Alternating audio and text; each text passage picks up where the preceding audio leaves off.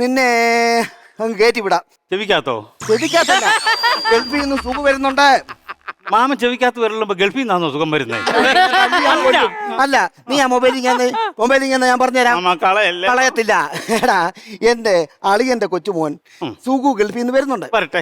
അവൻ വരുമ്പോൾ അവന്റെ ജോലി ശരിയാക്കിട്ട് നിന്നെ കൂടെ അവന്റെ കൂടെ കയറ്റി വിടാൻ പോവാ. മാമ വേണ്ട, ഞാൻ ഗൾഫിൽ പോകത്തില്ല. ഇത് ഞാൻ ഇന്ന് എറിഞ്ഞ് ഞാൻ പൊട്ടിക്കും.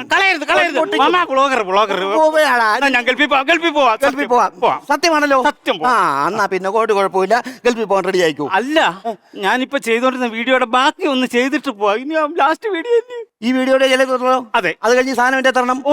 ഉണ്ടല്ലോ, ഉറപ്പായി. ഗൾഫിൽ പോകാൻ റെഡി ആണല്ലോ? അതെ. എന്നാ പിന്നെ ആ വീഡിയോയുടെ ചെയ്തിട്ട് നിന്നെ ഞാൻ ഗൾഫിൽ പറഞ്ഞു വിട്ടോളാം.